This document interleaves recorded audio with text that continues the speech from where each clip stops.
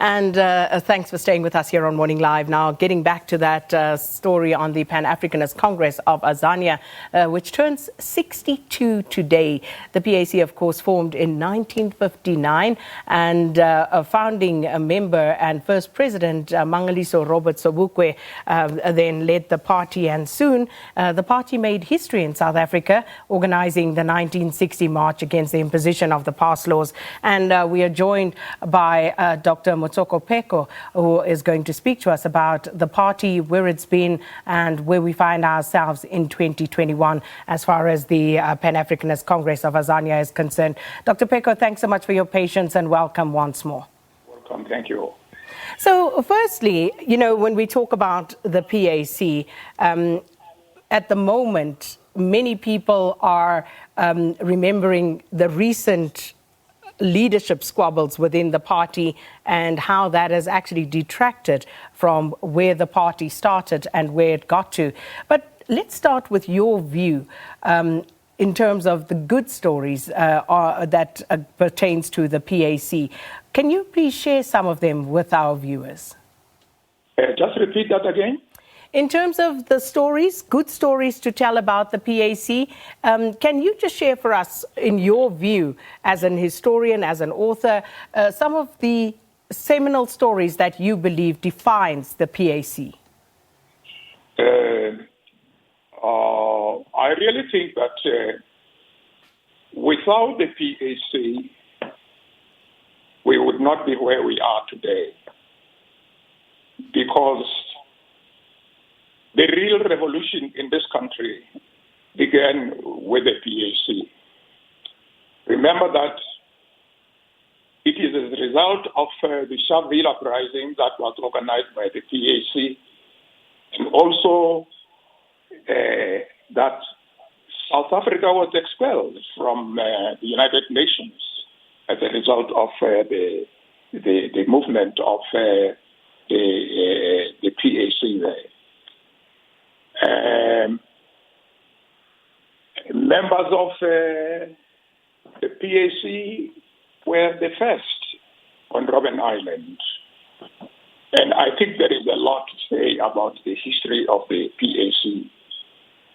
I don't know what else I can say now. And it is the PAC, it is this Sharpeville uprising, for instance, that really attracted the whole world to what was happening in this country. If I can, for instance, quote one gentleman here, the author of The Wretched of the Earth, who said, Sharpeville shook the public opinion for months in the newspapers, over the wavelengths and private conversations. Sharpeville has become a symbol. It was true that men and women in the world became acquainted with the problem of apartheid in South Africa.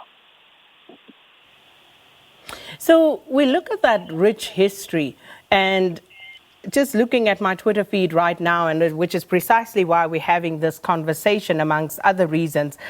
Kenny Carter, for example, Dr. Pheko, says, so much interested in the history of the PAC. Now, so many people say that because we always, talk about the liberation struggle, but not necessarily hone in on the role that the PAC played in the liberation of this country and the PAC's own very rich political history. Why do you think that is the case, Dr. Pheko? And how do you think the PAC itself can do better in making sure that that history is captured and taught?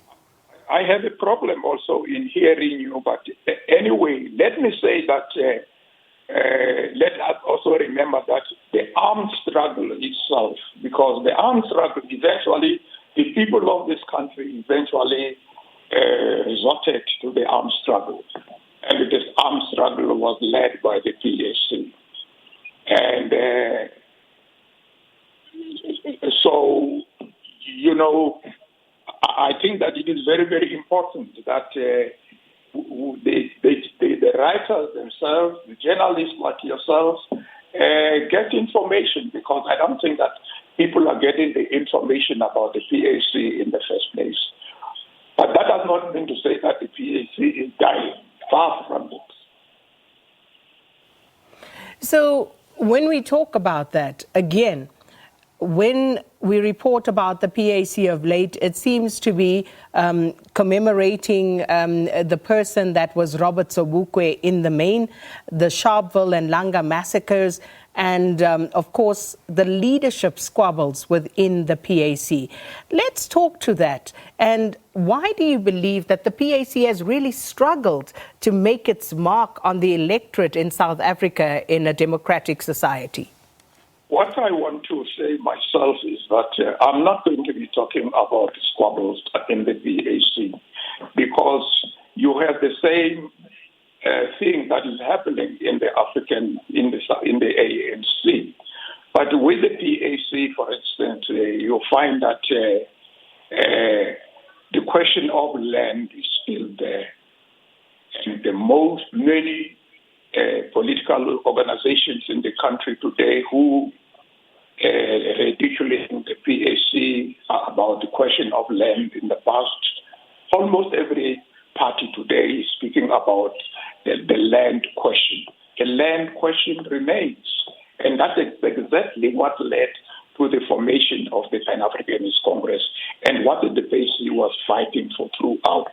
And I think that the squabbles will certainly be over in due course.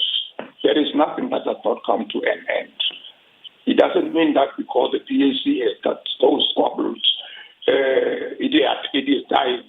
Just like I suppose the one is not saying the same thing about the ANC. The ANC has got all those that could be accused of corruption. You look at where Mr. Zuma is and all these things. And nobody says that the ANC speaks about it negatively. But I don't understand why they always speak about the PAC as if the PAC is dying. Have we got our land back? We haven't got our land back. And what about the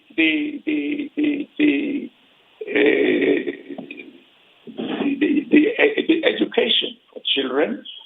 And what about a lot of things that could be done for this country and it's not being done?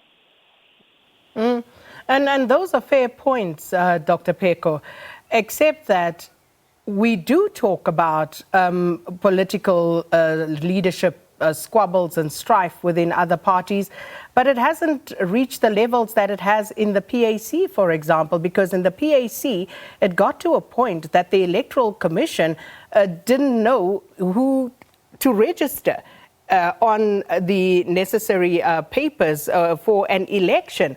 We here, as the SABC, for example, have a similar problem.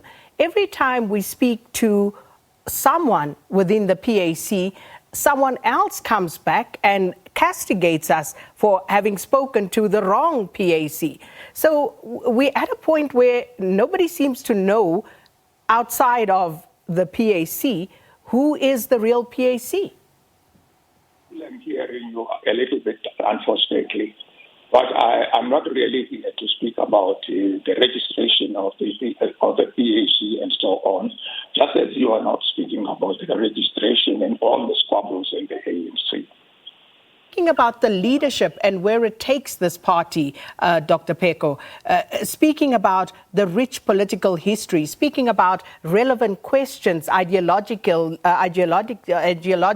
still today, like the land question, like questions of identity. These were ideological membranes that were championed by the PAC. But we see those being taken over today and the PAC almost not featuring in these debates. Nothing that is taken from the PAC by anybody. The land question remains. In fact, they should be ashamed because they ridiculed the PAC for so long, and today everybody else who really wants to be serious the PAC. So those who want to create a situation that says the PAC is the only party that has problems, they have a problem themselves. I think that it was high time also that the journalists, the reporters are a little bit more objective about their politics and so on. Certainly, there has been a little bit of sectarianism in the country. People have gone into politics and they really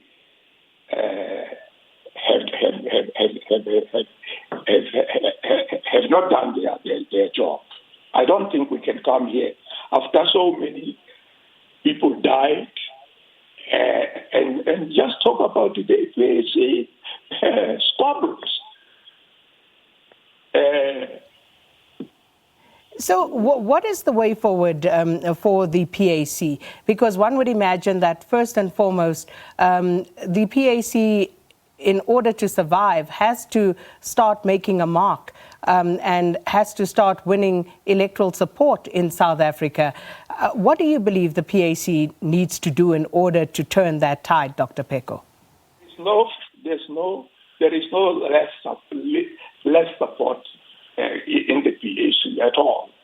It is in the imagination of many, many, many people who wish the PAC could die. And the PAC is not going to die because the PAC stood for truth. The world knows it stood for truth. We expelled the South African government from the United Nations. We taught them that, look, when the regime in this country no longer wants to liberate our people, we will have to resort to the armed struggle. Everything has been led by the PAC in this country. And you come back and say, oh, the PAC is fighting there, the PAC is fighting there. Who is not fighting? This is true. Everybody's fighting, but not to the same extent, Dr. Pheko. But as I said, what do you believe the PAC needs to do in order to regain the sort of support that they had at the establishment of the party? Because it is dwindling. The electoral results will show you that. A government that has left the people of this country has been corrupt. The country, the people that have to be served are not being served. We have a corruption in the leadership. Only 2-3 weeks ago, we were having the ANC fighting. It was public. But now, every time people want to speak about squabbles, it must be the squabbles of the PAC. This is because the PAC has been feared for many years, even by the rulers themselves, the regime. When you look at the history of this country, you'll find that it is the Sobukwes who were killed. It was the Motubings who were killed. It is the Dr Motsoko who were killed. It is the PAC people who were most feared. And I think the ideology of the PAC is feared even by the ANC today. So just as a parting shot, Dr. Pheko, what is the message that you want South Africa to remember today as we celebrate the 62nd anniversary, 67th birthday of the Pan-Africanist Congress of Azania? I can't hear that. Your message to South Africans on the 67th birthday of the PAC, what would you want South Africans to remember? My message to the people of this country is that this is their country. This is our land. That the riches of this country are ours. And we need to control that. We need to educate our people. We need to skill our people. We need to unite. There should be no PAC, ANC, and what. If we really want to go forward, we need to go Pan-Africanly. Well, thank you so much for your time. Former Pan-Africanist Congress leader, Dr Motsoko Pheko, reflecting on the history of the PAC and its current leadership struggles, which he says is not peculiar to the PAC. And yeah, this is true. And also whether the party can still offer an alternative for the South African voter, you will have to make up your mind.